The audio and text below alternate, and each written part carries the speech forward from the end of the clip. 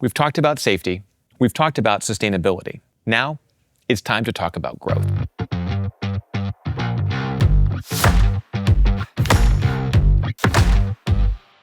The power of the platform we just showed you to use natural language to describe the kinds of content that might not be safe or suitable for your brand is incredible.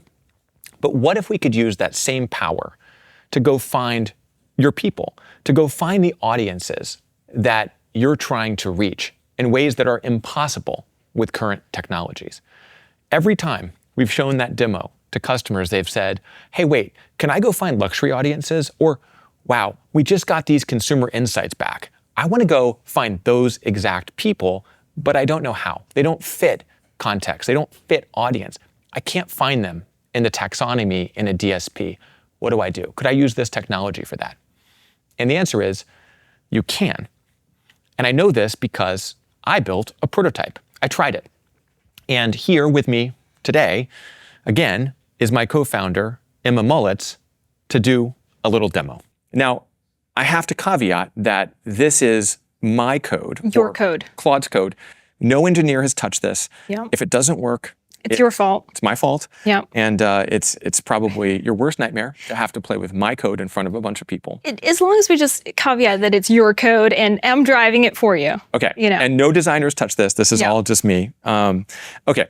So, but the reason I wanted to show it is because what this lets us do, I think, is pretty impressive. So let's create a story. Yeah, let's do it. Now, I call this stories because if you think about what is the deepest, most fundamental way that humans connect with each other, it's stories. You know, think about being around a fire 10,000 years ago, talking about the hunt or, you know, whatever activities people did back in those days, probably Nintendo Switch, I don't really know, not a student of history, but this story is to describe a customer. Yep. And so I thought it might be fun to talk about a product that I use, which is these really ridiculous looking Vibram 5-finger shoes. Yep. Okay. You see your toes, they're called fingers, I don't know. So throw in a prompt. I prepped this in advance because we got to be prepped for this. Because I was trying to sort of make fun of myself. So it's all about your Vibram 5 Fingers running shoes, and I've made sure, you know, connecting with the inner athlete.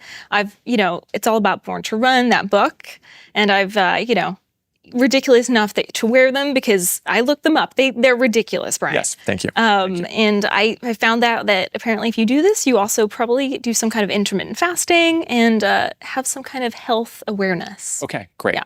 So you're describing a potential customer for Vibram. Not every customer. This is one particular type. Right. Okay, let's see what happens. Let's analyze it. So we're going to detect the brand stories and see what this comes up with. Right. And so the idea here is that there's a lot of different connections here that we could make. So it's going to give us a few different options of ways to interpret that prompt. Okay, so we got the barefoot revivalist, the wellness maverick, the personal reconnection journey, and the unapologetic trailblazer. Oh, that sounds like me. Do the unapologetic trailblazer. Let's do it.